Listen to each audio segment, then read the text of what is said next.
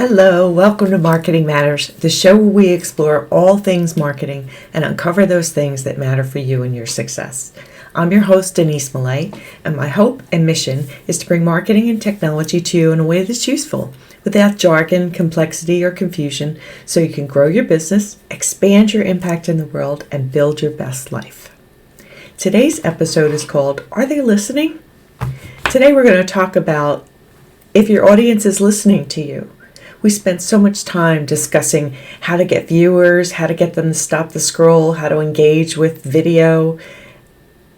What are you doing to make sure they are listening to your messages once they do give you the focus that you've asked for? And as usual, before we begin, I want to share a quote with you from Simon Sinek. He is an amazing author and thought leader. Listening is not understanding the words of the question asked. Listening is understanding why the question was asked in the first place. So I think what I'm trying to get here is that listening is more than just hearing the words. So you want your audience that you engage to go to that next level and actually process what you present to them. So I think sometimes we spend so much time at the media level, at creating flash and beautiful and things like that we don't go the extra mile to make sure there's meat underneath it that they actually want to consume. So, listening, right? What do I mean by listening? I think I just explained it, but these adorable puppies are definitely focusing on something, right? You could think, do you think they're listening too? Like, can you tell if they're listening or if not? Now, what do you think? I believe that they are. I see that there's a focused intently on something. They're not moving. They're relaxed. They're not stressed. They're relaxed. And to me, I feel like this indicates that they're listening. So something must be not only catching their attention, but having them stop so they can think about what's going on. Now, if you look at these two, what do you think these two are listening? I think they're signaling interest by looking in this direction, but they're not in a relaxed state. They're thinking about something else maybe, or they're on the move and they're just heading towards something that's exciting. But I don't see focus, right? So I want you to think about, from the perspective of our audience, are we engaging them with visual images like this, the candy store, the virtual candy store, to interrupt their scrolling? To get them to stop and read our content, listen to our audio, watch a video. And we use enticing images to do this, like the candy store or the puppies, right?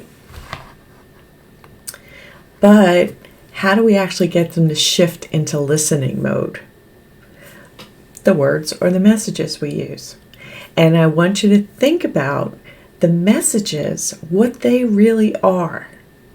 They're not just flat words. They have to have more to them to engage and to bring on listening, right? So what we want to do is we want to focus on them. You want to think like your audience. Now, I know we've talked about this many, many other times, but if we don't actually do our brainstorming and understand where they're coming from, and what their position is and what we're trying to get to them, no matter how we stop the scroll and how we grab their attention, it won't stay. They won't actually consume it if it doesn't have any meaning for them, right? So you want to do your research. You want to find out where they are, whether you're on the right platform for the people that you're trying to reach. Is it LinkedIn? Are they more professional? Is it Facebook and they're more social media oriented? Instagram because they like the pictures, they like reels, they like videos. What are the characteristics of the places they go that you fit into too, right? So you want to make sure that you listen to the topics and questions they ask in these places and gather them.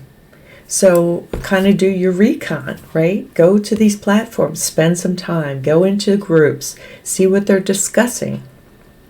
I know you can join groups. You can't just go in and observe them, but you know what I mean. And see what people are posting that are similar in that group and talking to that group.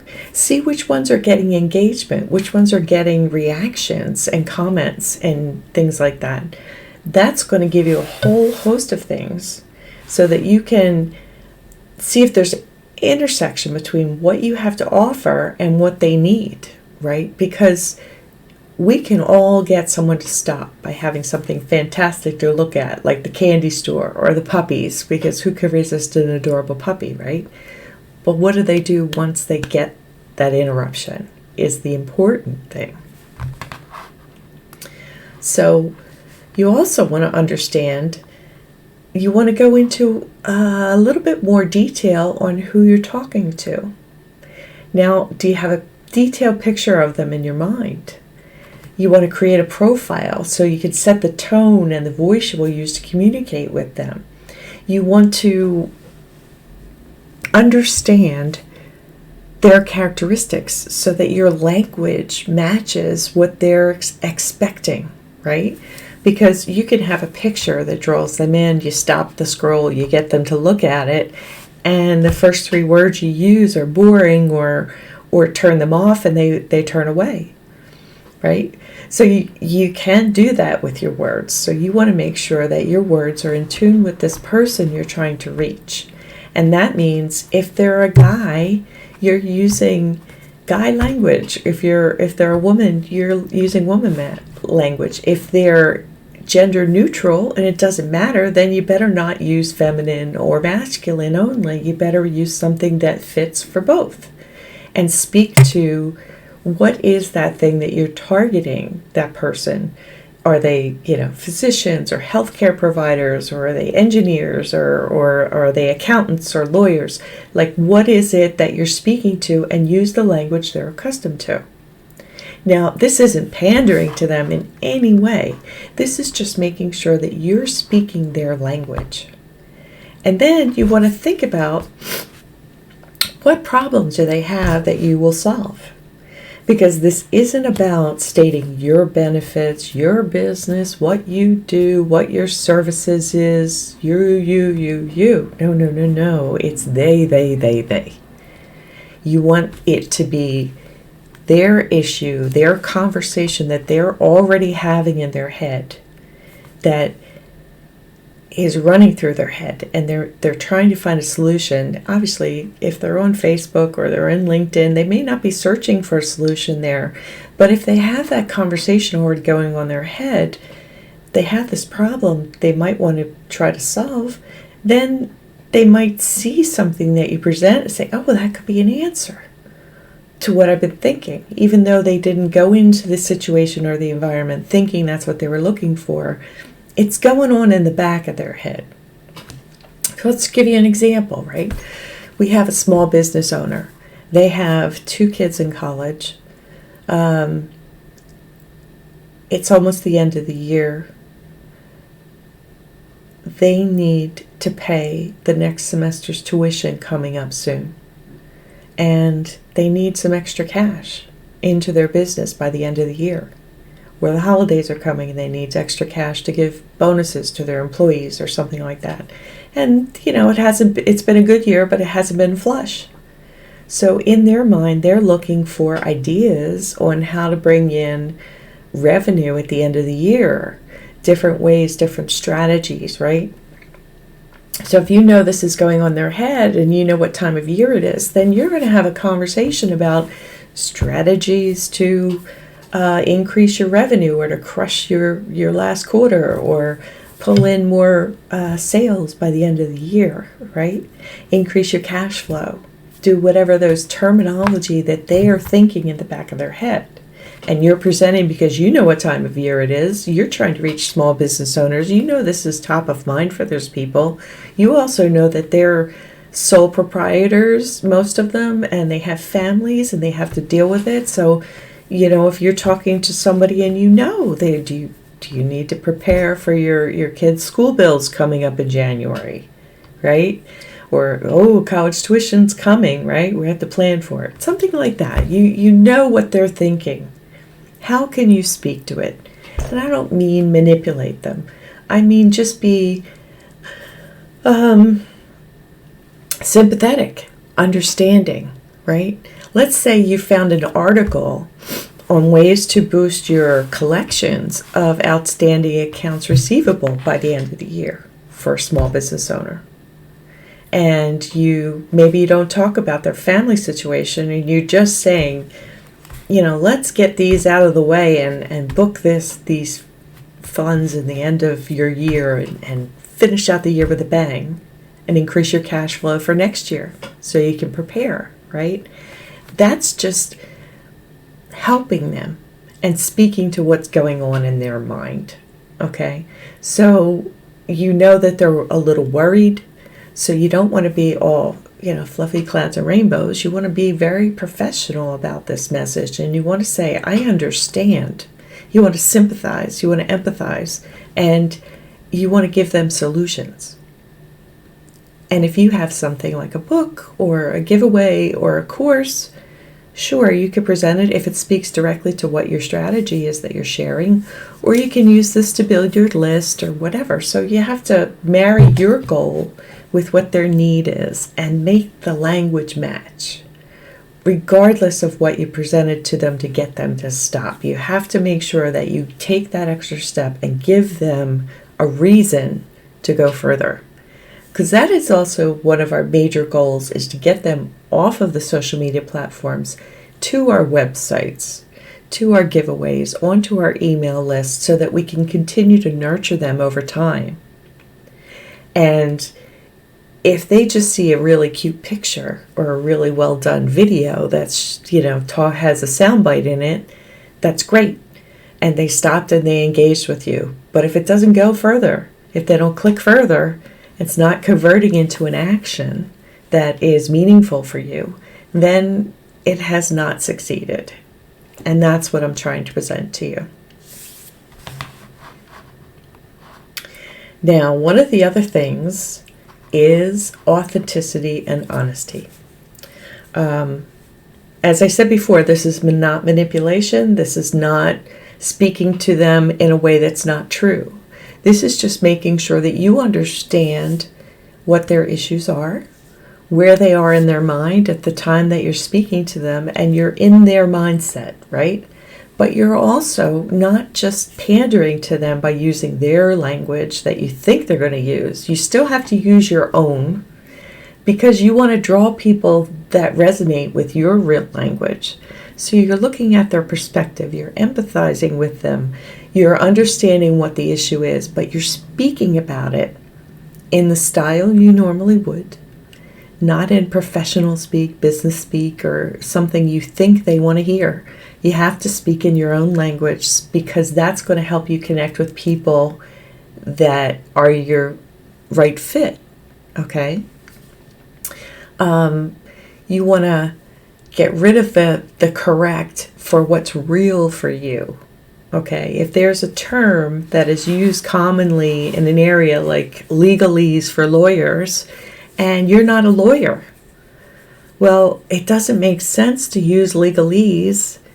Even though you want to target lawyers, you can use your own words to describe what their real problems are, because lawyers are just business owners in the end, right? If you're not a lawyer presenting legal services to a lawyer, then it's false for you to speak in legalese, right? It really is speaking to them as a business owner, not as a lawyer. Understanding they're a lawyer, understanding what their troubles are, what their issues may be at the time and place you're trying to reach them. But you can't go out and use words that don't fit for you, because they're going to then come and meet you and think, oh, well, this person's a lawyer too. So they provide services, but they understand the legal thing, right? It's the same as if you pronounce a word in another language to someone who speaks that language. They could make the mistake of thinking that you're bilingual and then start speaking to you, and then you kind of go, oh, I'm sorry, I don't comprehend, I'm sorry, I just like to use that word, right? You don't want that to happen. So you want to make sure that you are speaking your language, convey your style of speaking, and make sure that it's plain that you're not trying to manipulate them. You're not trying to put one over on them or just sell them. That's what's creepy about, salesmen, in a way that we've all seen in the past. The creepy salesman is they'll say anything to get a sale. They'll say anything to make someone feel good and lie to them. And we're not lying to anybody. We're just presenting who we are, telling them how much we understand what they're going through, and trying to help them, and showing them how we can help them, or telling them how we can help them. So I want you to think about using real words, not just what you think they want to hear, using your language, but making sure it speaks to what their needs are. And then the last thing I want you to think about is visually you're enticing them, right? And you're giving them this hook. Like if you look at this picture, this woman is this baker at this bakery is standing in front of this glass, and there's 2 beautiful loaves of bread there, right? And this is your picture. This is what has gotten someone to stop scrolling, okay? If you just tell them about a plain old loaf of white bread in a paper bag, sliced up, it's probably good, better than like getting a Wonder Bread or something like that, but it's just plain white bread. It doesn't sound like those 2 beautiful loaves of bread there. So sometimes you have to think about enticement and what your language is. Yes, use your language, but think about emotionally and visually what you've given them and make your language match. If there's excitement in your photo, then there has to be excitement emotionally in what you're writing.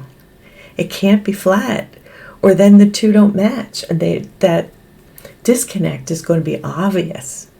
So if you're going out of your way to produce visual images and video, media they can see, and you put all this time into it, and they're pristine and they're beautiful, but then your language is flat and you don't put much effort into it, they're going to know that, you just got them to stop, but you don't really have the stuff underneath to hook them in, to tell them what you were thinking when you created that very, very beautiful picture, by describing what you want to tell them and giving them some content that is going to help them solve their problems. I hope that's been helpful. I really think this is a very important topic for us all to think about, because we spend so much effort to create these beautiful things, and there's so many tools we could use, Canva and Illustrator and all sorts of things that we create beautiful media now. It's so much easier than it used to be. But the content and the writing should still be the center of everything we do, because we've gotten them to stop scrolling, or we've enticed them to a web page and they're looking for more information. We have to give it to them, or they're just going to go away and not come back. And, people are looking for things. They are searching for you. And social media may not be the original reason they sat down in the chair and started to scroll. So that's interrupt marketing. But let's think about another thing, and that's Google. Are you findable? And think about the things you create and all this time you spend. I have a workshop called The Simple Ways to Make Yourself Findable. And I want you to think about the things you create. Are they included in Google? Because if they can't find you, they can't do business with you. And Google is really a fantastic resource for your business. They have features built in to help their searching public find what they need. And if you have something out there that you've invested a lot of time in, then you should make sure it's included in Google, because 8.6 billion searches occur per day from the last counting I've seen. And you want to take a part of that, okay? So again, it is dmillet.com/simpleways. I'd love you to look into it more and see if you can join me. And thank you. I'm so glad you joined me for this episode of Marketing Matters. I know how precious your time is, and my hope is you came away from this episode with a few nuggets you can apply to your business. My aim is to provide clear, useful information for you so you can have a thriving business, amazing relationships with your customers and clients.